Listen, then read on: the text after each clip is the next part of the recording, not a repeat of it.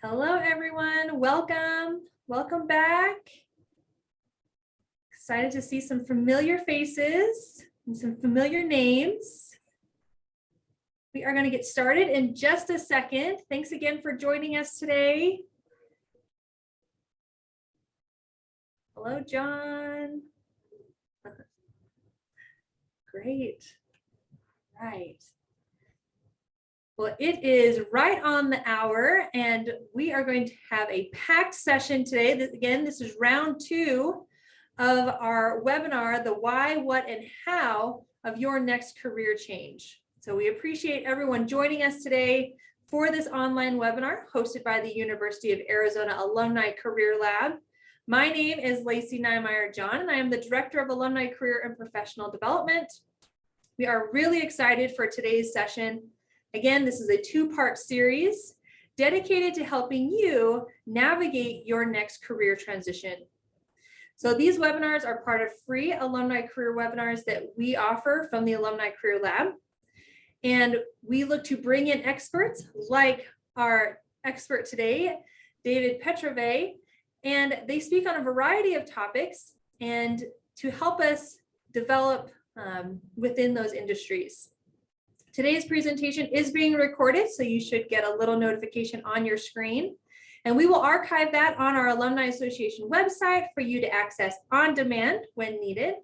You can also find the link to this and more previous webinars on our website, arizonaalumni.com/careerlabs.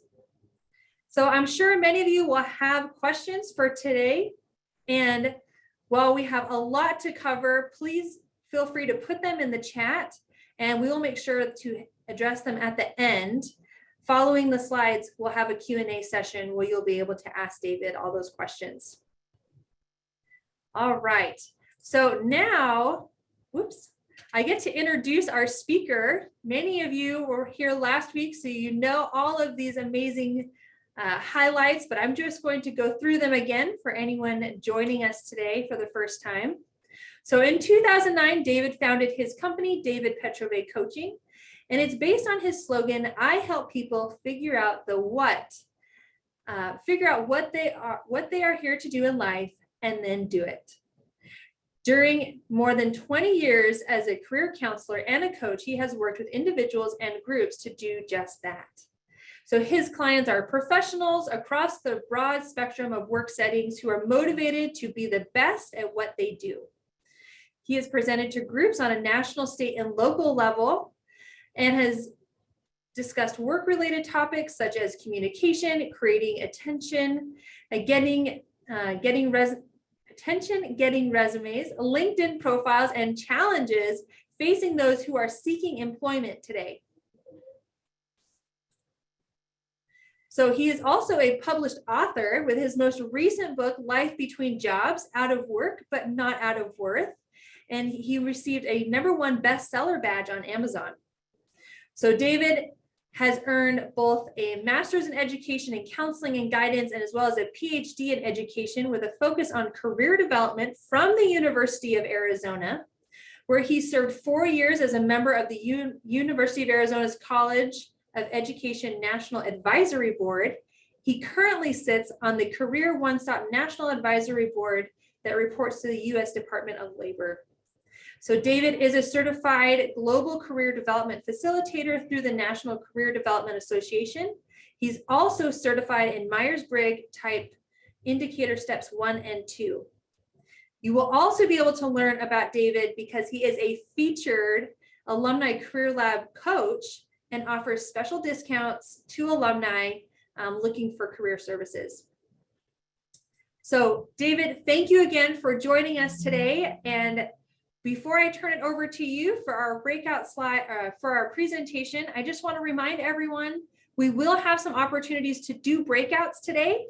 So if you wouldn't mind staying with us, participating in those breakouts, we'll be able to get to all of the content that David has planned for us and to help you in navigating the shifts in your career. So David, I'm going to stop share and put the time over to you. Well, thank you, Lacey, and hello to everyone, depending on where you are in the country or the world, either good morning or good afternoon. It's still good morning here in Oregon, where I now live. And I want to welcome people back if they were in last week's workshop or webinar. And again, welcome new people.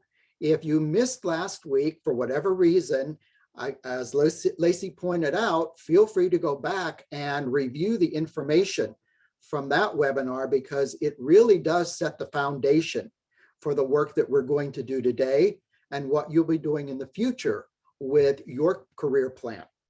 So just as a quick review, last week we covered the 5 W's. We talked about when, why, where, what, and who need to be considered as you move forward in your career. Remember also that the older you are, the fewer changes you may have made just because of the nature of work. For those of you who might be in your mid-20s and a more recent graduate of the U of A, you may have up to 14 changes in your career. Now, when we talk about career, remember, you never make a career change. Your career is the sum total of all the work you've done from the time you first began up until the time you say, I'm done working. What we're really focused on is changes that take place in the field or industry that you work in. So it might be a change from teaching to accounting. Then there is also your occupation. And that's basically your job title.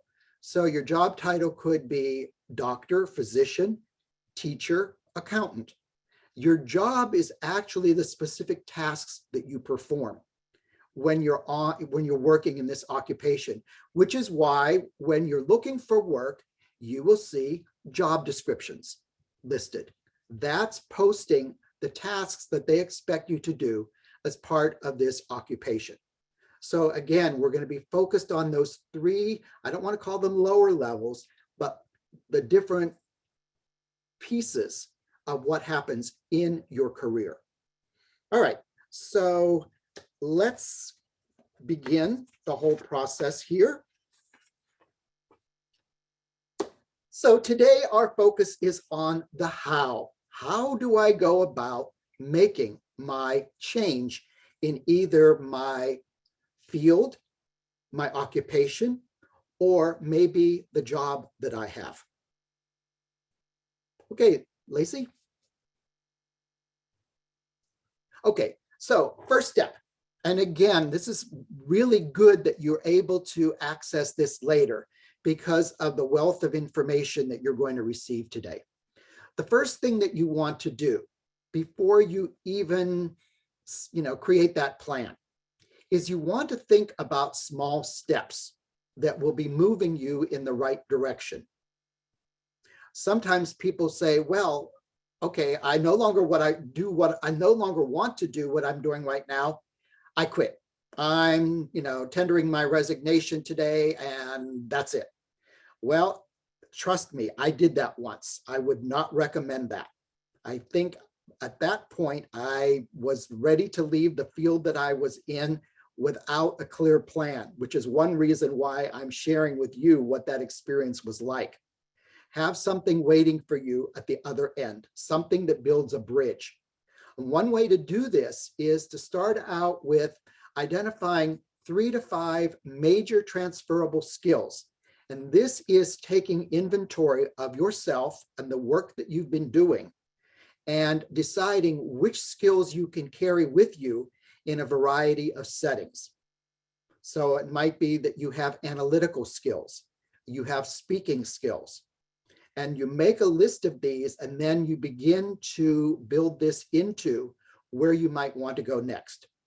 Is there additional training that's needed? Sometimes it requires an additional degree. Sometimes it's a certification or a license. And sometimes it's just online classes that will help you be a good candidate for a position.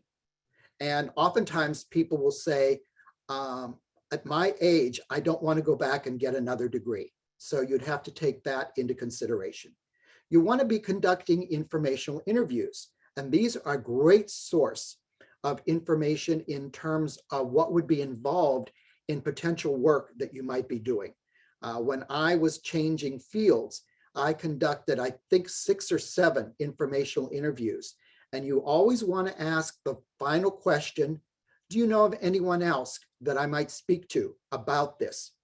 And that builds your network, which is part of the next piece of this. You want to capitalize on your network, and the alumni groups at universities are an excellent way of doing that because you share a common bond already in your educational experience. You want to be looking at new areas or fields that are being developed. Right now, artificial intelligence, robotics. If these are areas of interest for you, look at those. I would also suggest that you look at areas of interest that might be ending. So, people used to say, well, secretary. Well, we don't do secretaries now. We do administrative assistants, and they have a very different job description than a secretary would have had. And then you'll be looking at your work preferences, and we are actually going to provide you with a worksheet that will help you to list those. So this is a beginning stage for you with your goals. Okay, Lacey, next one. So work preferences. You want to look at working conditions, and these include your hours that you would want to work, your commute and travel time, occupational stress levels, your workload, the level of autonomy. Your work environment is whether or not you want to be a 9-to-5 traditional worker, maybe Monday through Friday, or you want more flexible work hours. Maybe you want to work in an environment where there's constructive feedback provided and you don't have to wait a year for your performance eval. Are you working in a competitive or a collaborative environment? Not that one is better than another, it's really what suits you and how you function best. Then looking at your values. Work-related top values that employers are seeking are a strong work ethic, dependability, a positive attitude, adaptability, and being self-motivated. So if these are characteristics that describe you, that can give you an advantage when you're looking for work. And at the bottom, we have a refer to worksheet. And I think that Lacey is going to show us what that is. And by the way, you will have access to this. All right, so if you notice on the screen share, work preferences, there are 4 areas to consider. One of them is the physical setting.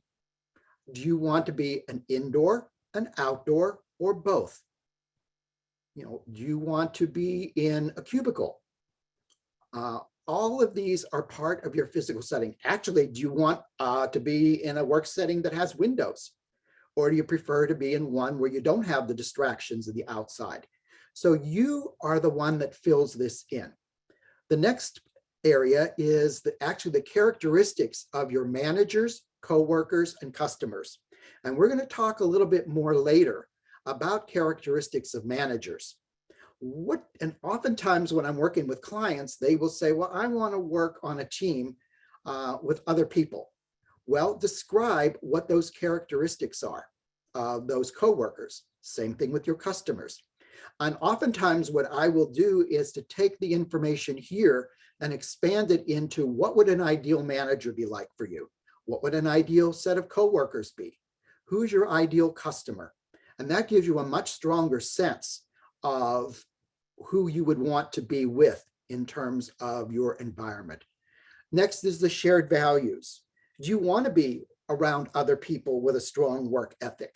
One of the things that is often complained about is that one person takes on the lion's share of the work and then everyone else, is sitting on their coattails, and there can be a resentment around there. So what is it that you're wanting to have shared by the people around you? not just your coworkers, but also your supervisors and managers. And then finally, compensation and benefits. How much do you want to be paid for the work that you do? Remember, we talked about that last week. What benefits are you seeking? And how important is that to you in terms of negotiating your contract with your next company? So this will be made available to you. And I think, Lacey, you said that they can access this through the chat. Yes, so I just dropped it in the chat. If you're unable to download it, just message me privately and I can send you an email with it as well. Okay. Great. Okay, let's go to the next slide.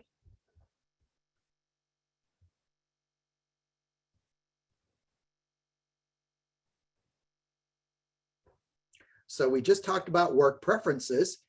Okay, once you've decided what you might want to be looking at as your next position, some ways to do that would be through an internship. And basically, these are short-term learning experiences that offer meaningful, practical experience in your field of interest. They can be anywhere from 6 months to a year. And you want to ask yourself, what do you hope to achieve in this internship? How will this assist you in making a decision as to whether or not this is right for you? And of course, once you've had the experience, you can include it on your resume. The next area is volunteer work. And here, these are activities or responsibilities without pay or obligation. So there's no expectation of any kind of personal gain with this. But what it does is it builds on skills like teamwork, leadership, coordination. Also, it helps you to build your network. And then ask yourself through your volunteering, is this something that I would want to pursue as a paid position? And then finally, part-time work. And that's pretty self-explanatory, working for less than 40 hours or less than 5 days a week in a position that allows you to get a sense of whether or not you would want to expand it into full-time work. Okay, next slide, Lacey. So after you've begun to identify where you might want to work, the next thing that you want to do is look at potential employers, and you want to be vetting them out. And this is a stage where many people don't bother. They say, well, that looks like a good company that I'd want to work for. And then once they're hired, it becomes a nightmare for them. So what you want to do is decide if you want to be in an established company or startup. And there are many people who love the excitement of a startup, thinking, where might this lead me? In some cases, it's the idea that the startup goes public and then everyone benefits from it financially. Well, that happens for a number of companies, but not every one. So you have to decide where you get your mojo with all of this. Products, services, or both. Now, it's interesting, I was thinking about this for myself. When I first began my coaching company, I only focused on services.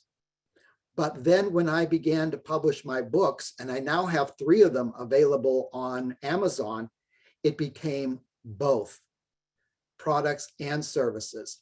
Then you have to look at different marketing strategies and how that would be involved. Again, do you want to work for companies that provide both? What are their products and services? What are their track records? What do their customers say about their products and services? And would you be willing to be a part of that? The financial condition of the company.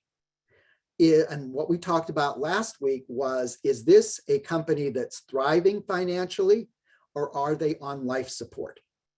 And believe it or not, there are people who say, I look for the life support companies because what I can bring to them are strategies and tools for beefing up their assets, their profits. So you have to answer that for what works for you. Your mission and vision, okay? What is the mission and vision of this company? The mission is what they are here to do, And the vision is how they see themselves in the future. So, a vision might be that, let's say, if it's a piece of software, that every home in the United States has this software. That would be their vision. And of course, they would work in that direction. So it's always good to check that out. The other thing you want to find out is if they have their mission and vision posted, do they actually live up to it? Or that they just words on a screen or on a wall? And when you work for them, it's a very different experience. Next is your management style. And I did some research on this, and actually from what I find working with clients, this is the area that most often presents problems. So there are approximately 7 styles, and they range from the authoritarian style, consultative, democratic, laissez-faire, persuasive, transformational, collaborative. Now, many people say, well, I want to work in a collaborative environment. Great. You want to make sure that you've researched or vetted out what happens in that company that is reflective of collaboration. Is it transformational? So you really, again, want to do your homework around this. So I have a question for all of you, and I want you to post your response in the chat, okay? Write a 1 or post a 1 if you've ever had problems with a manager or supervisor in your work life, and a 2 if never. Okay. Okay, so far no 2s. Okay, so far I'm only seeing 1s. Well, you're not alone. And the question is, what is that due to? And it used to be that managers had extensive training in how to manage. That doesn't seem to be the case now in terms of my working with clients. If, managers had more training, they might be more effective in dealing with employee issues. Then, of course, you want to look at personnel issues. If you're a person who benefits from ongoing training, what are those opportunities within the company? What does morale look like? Morale, as it's seen from the top, may be very different from how it's experienced in the rank and file. So what does employee satisfaction look like? And then finally, salaries. What do they pay? I just saw where one state, their minimum wage is $7.25, and that has not changed in 10 years. Would you be able to survive on that salary? So these are all the areas that you want to consider. Okay. So we've got a breakout room, and we're based upon the responses from last week where people said, I wanted more time. We're going to see what we can do to provide for that. So what I would like is for us to go into breakout rooms. You'll have 6 minutes minimum. And hello, welcome back. You made it.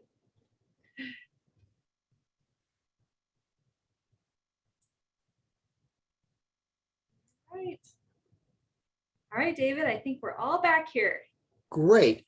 So hopefully you found this helpful. And for me to know that, in the chat box, shoot me a 1 if you found the breakout room discussion to be helpful, 2, not so much.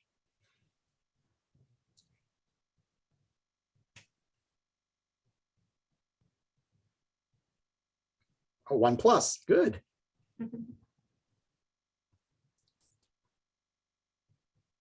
All right. While you were in the breakout rooms, I was having this discussion with Lacey regarding a question that John brought up about how do you go about researching these companies? And certainly one of the most common ways is for people to start with their website. That will give you information about their mission, their vision, who they are, how long they've been in existence, maybe what their long-range plans are, what they're looking for in terms of employees.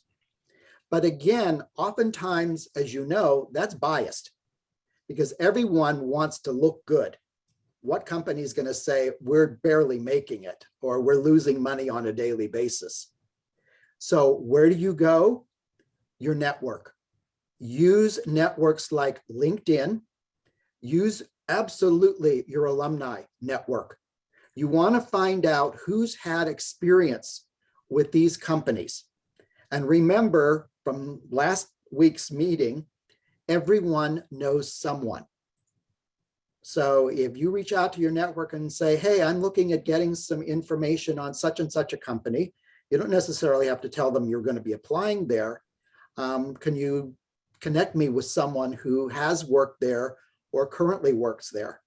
And you can go to Glassdoor, and I was pointing out to also Lacey that when you do that, oftentimes you'll get dissenters who post.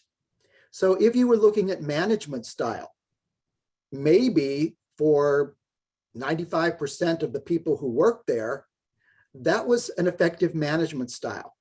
But for the person who posted, no, not at all, it was not a match for them. So you just really want to, again, know yourself. And we're going to be talking about that in the next few slides. So let's go to the next. So these are your steps that you take. So let's go to the next one. Okay, so remember, it's being clear on who you are. What are your work values? And again, you can use your work preference sheet to begin to list those. Where do you find all of this? You just research them online through Google or some other type of search engine. Tons of inventories out there on that. What are your interests? Are you a people person? Are you a numbers person? Are you a person who is more artistic in terms of your interest? What are your skills? And I know I was communicating with someone about one place to start is to list those skills. And there again are tons of resources online in terms of inventories that you can take on strengths and also being able to identify your weaknesses. I don't know of anyone who has 100% strengths and 0 weaknesses. Know what your weaknesses are and be ready to address those in terms of how you've learned to compensate for them. What are the personal factors involved? We talked last week about dual careers, where you and your partner are both on a career path that where it may be problematic in terms of, let's say, a move across the country, where one says that works for me and the other one says not so much, because I'm established in where I am, and that involves showing up every day at a specific site that can't change. What financial challenges might you be facing, where you have to take a look at what you need financially to exist? What are your geographic ties? Do you have responsibilities related to children or parents? And again, your personality type, how does that factor into this? So it always begins with knowing who you are and how you can take that into the workplace. Okay, next slide. Then you want to begin to explore your options in terms of the information that you've been gathering. What are your work preferences and where can they best be used? Wage and salary, who's paying what? And clearly, this is also important when you're negotiating your salary. What are the training requirements and how close do I fit with what those are and what I have? What are industry trends? What are work environments? A lot of what we've been talking about has to do with when you work for someone else, but you may want to be self-employed. And clearly you can address all of these factors up to this point as part of that. Do you want to be in a startup? you want to be working for the government. Maybe you want to be working abroad. So look at your options and whether or not they can be addressed in where you see yourself headed with the change that you want to make in either your field, your occupation, or your job. Okay, Lacey, next. So when it comes to actually making your decision, remember up to this point, you've been gathering information. You haven't made a decision yet. You have to ask yourself, where do I stand in terms of risk taking? Am I low risk? Am I high risk? What accounts for being low risk or high risk? Oftentimes, as we talked about last week, it's a sense of security. And that's going to be individual for each one of you. You have to make that determination. You want to know if you have what it needs to make a change like this. Is there going to be long-term fulfillment? You know, it might be in someone's case where they say, I just need a job. Obviously, that may not provide long-term fulfillment, so they need to keep working on their plan. And remember last week, we talked about the who's. So who is also going to be affected by the change that you make in your life? And have you done your due diligence in your research on the next position?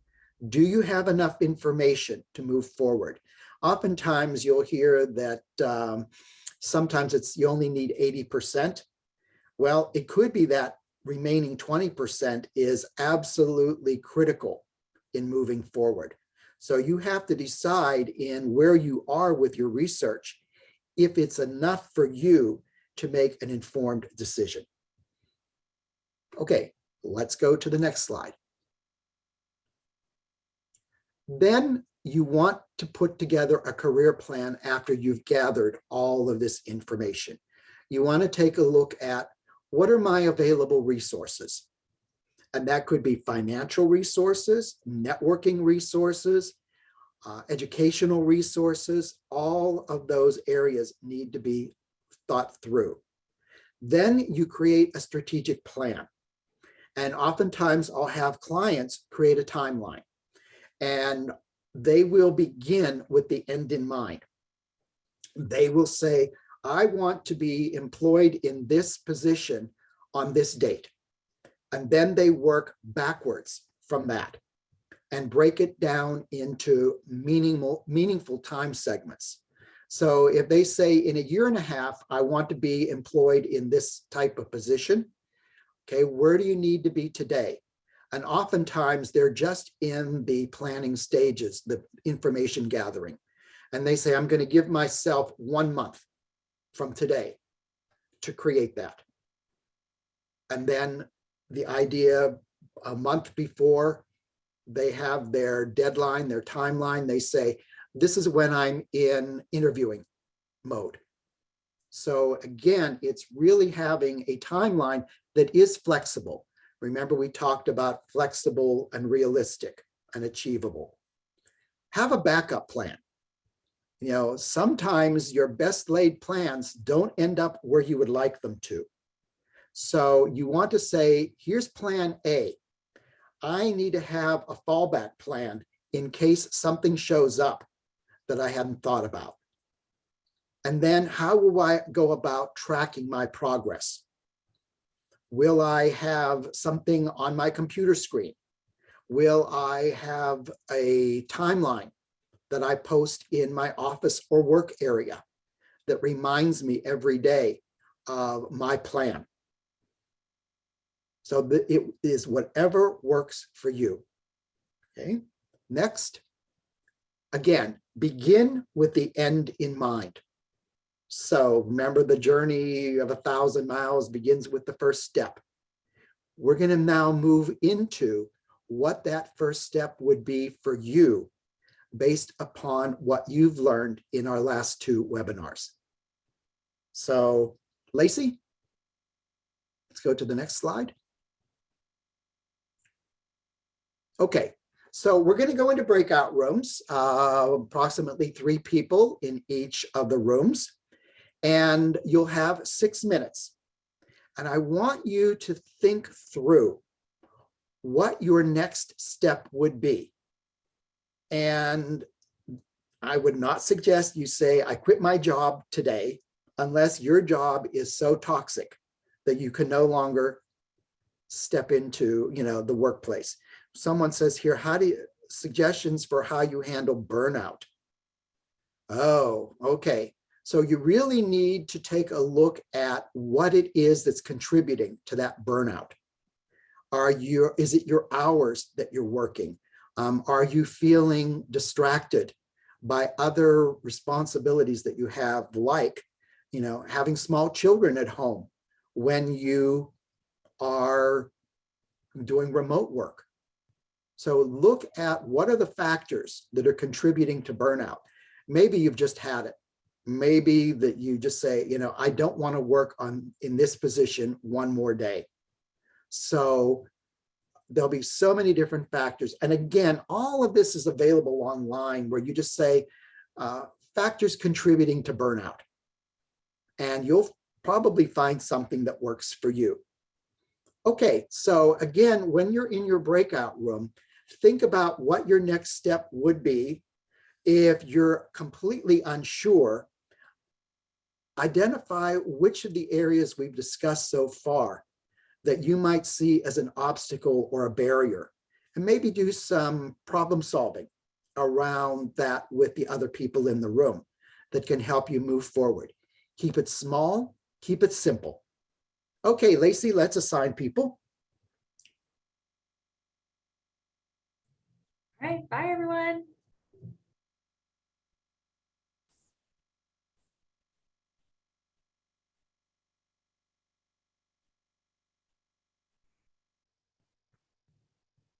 Hello, hello.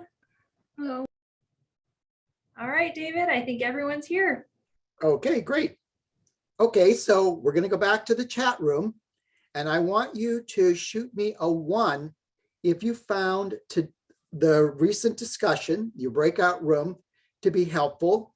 A 2 if you say to yourself, I'm even more confused now than before we went into the breakout room. So let's, okay. Ooh. Great, lots of 1s. Okay, so I'm glad to hear that this was helpful, because this is really about the steps that you take in terms of the changes that you're going to be making, whether again, it's your field, your occupation, or your job duties. And change can occur on any of those 3 levels as part of your career. So let's go to the next chat. I'm sorry, the next slide. Let's take some general questions that you might have. I know some of you last week had specific questions, and what we did there was people sent those to Lacey, and then she forwarded them to me so that I was able to answer that specific question for that individual. So what are some general questions you have about what we've covered in today's webinar?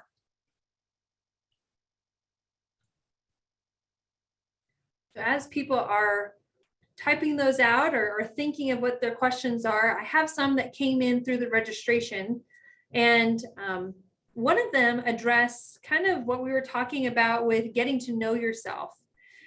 This person says, how do I narrow down my career choices when I have so many interests? Okay. So start there. As soon as that person says, how do I narrow down, given the fact that I have so many interests, immediately I think of a certain personality type that fits. And so what you have to do there is take a look at what your needs are. And you want one of them being a financial need. One of them is, who is this affecting besides myself? So if it's a financial need, you look at those areas and you might begin to narrow them down in terms of which of those positions would best meet that financial need. The other thing that people don't consider enough of is doing what we call portfolio careers, where you actually do more than one thing that can generate income for you. That way, if one of those areas seems to be drying up, you can focus your energy on one of the other areas to bring in income. I did that for a while. I did a work that was totally unrelated to counseling, and it actually brought in some nice money for me based upon another interest and talent that I had. Obviously, writing has become beneficial for me in terms of a financial resource. So you really want to take a look at what are my needs financially, relationship, living arrangement, all those areas that we covered before, and talk about where would I put my focus then? And you may take a while to answer that, but it's time well spent. So hopefully that answered that question. Perfect. And I have one more for you, David, that has come through. This person asked, what suggestions do you have for people that are coming back from a break in employment? I know that that's probably really common right now, given the state of our society, where people are kind of getting back into work or making shifts. What suggestions do you have for them if there is a break maybe on their resume? So what you want to look at is what is your value add to the company? What, in doing your research, what does this company need that I can provide based upon my past experience? And that doesn't really change. What does change is maybe some of the technology involved. So that's where you look at, again, what are my skill levels? And how do they match what companies are currently looking for? If you are a person who has a technology background, what we know is that's probably one of the fastest changing industries around. So probably what you did 5 years ago would no longer work today because of all of the changes that have taken place. What do? Remember, you go on to the online sites like Indeed.com. What are these companies looking for? You make an inventory of what they're looking for, and then you say to yourself, to the right of it, what do I have that they're looking for? And when you use that, and I call that a T-chart, it will then constitute the basis for a resume that you create. If you're too far behind in your knowledge base or your skill sets, what can I do to catch up? Can I do online classes? Can I take something at a local community college that will make me competitive? So hopefully that helps fill in that gap. And I'm looking at the time, Lacey, where I think we're at like the 2-minute mark. Yeah. So, sorry, go ahead. Yeah, other questions that people have, send them to Lacey. She'll forward them to me and I will respond. Perfect. Well, David, thank you so much again for sharing your advice as well as those thought-provoking questions. I think all of us could benefit from taking some time to reflect and do that internal work as we kind of think about what is that next step in our careers, because our careers never change. It's the industries that change. So right. We appreciate that. Here is David's contact information. So he has graciously shared that with us. So you're welcome to contact him. Again, you can find his information also on our alumni website to kind of access some of the discounts that he offers to alumni of the University of Arizona for his coaching resources.